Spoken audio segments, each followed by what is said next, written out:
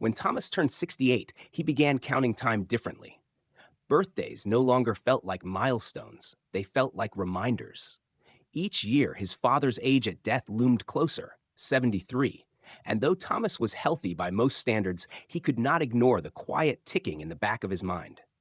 It was his daughter, Emma, who handed him the article. She'd printed it out, old-fashioned style, and left it on his kitchen table. The headline read, "Adopting these four habits might add up to 5 years to your life, study finds." Thomas skimmed it, half interested, until he reached the part where the researchers didn't just talk about reducing disease risk. They talked about extra years. 5 more years. 5 more springs, summers, Christmas dinners, and quiet mornings. He leaned back in his chair and thought, what would I give for that? The article outlined 4 habits. They were nothing flashy, no magic pill, no futuristic therapy, just small, consistent changes. The first habit was daily movement. Thomas had been active in his youth, cycling everywhere, but over the decades his bike gathered dust in the garage, its tires deflated. The study didn't say he had to become an athlete. It said he had to move, enough to keep his heart and muscles in constant conversation. The next morning, he dug out his old bike. The chain squeaked in protest, but after a quick tune-up at the local shop, it was ready. The first ride was short, just around the block. His legs burned and his lungs felt tight, but there was a flicker of something, an echo of the boy he'd once been, racing down country roads with the wind in his face. Within weeks, the rides grew longer. He didn't chase speed, he chased the feeling of aliveness. The second habit was better eating. Thomas had always been a man of hearty, greasy breakfasts and indulgent dinners. The study suggested a shift toward whole foods, more plants, fewer processed shortcuts. At first, he bristled. He wasn't about to spend his golden years nibbling lettuce.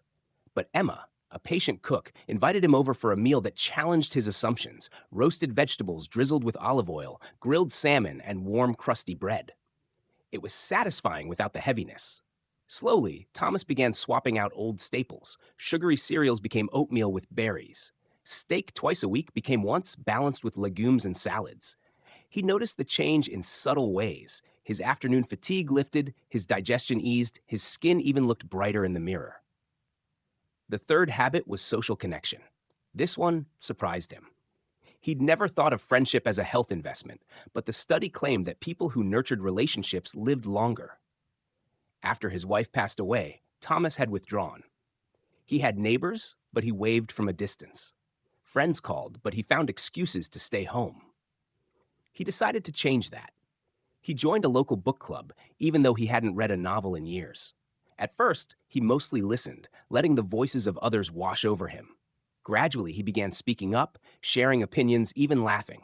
He invited an old friend for coffee, and the conversation flowed as if no time had passed. Soon, he realized that the laughter, the shared stories, the simple human presence, it was like oxygen for his soul. The fourth habit was sleep. Not just more of it, but better sleep.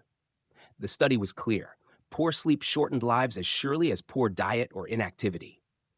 Thomas had spent years treating bedtime as negotiable, staying up with late-night TV, scrolling his phone until his eyes blurred. He started a new ritual. An hour before bed, he turned off screens and brewed chamomile tea. He read by the soft glow of a lamp until his eyelids grew heavy. At first, he woke in the night out of habit, but within weeks, his sleep deepened. He began waking refreshed, without the sluggish fog that used to greet his mornings. Months passed, and the changes began to weave together, each one strengthening the others. Cycling made him sleep better. Better sleep gave him energy for cooking and socializing. Socializing made him look forward to each day, which kept him committed to his habits. One crisp autumn afternoon, Thomas stood at the top of a hill, his bike beside him, the town spread out below. He realized something. The study might have promised 5 extra years, but what he'd gained already felt richer than time. His days were fuller, his laughter easier, his body lighter. The fear that had once haunted him, the quiet ticking toward his father's age, had softened into a kind of gratitude. At Christmas, Emma noticed. "Dad, you're different," she said, smiling as they washed dishes together. "Different good or different strange?" he teased. "Good," she said, "like you're more here, more yourself." He thought about that later, alone in the quiet. Maybe the secret wasn't just adding years to his life, it was adding life to his years. The study had given him a roadmap, but he had discovered the scenery along the way. By the following spring, Thomas had a rhythm that felt natural. Morning rides, afternoon calls to friends, fresh meals shared with neighbors, evenings of deep, unhurried rest. He didn't know if it would buy him 5 more years, or 10, or just one. But he knew this. Whatever time he had left would be lived fully, and that in the end was worth more than numbers on a page.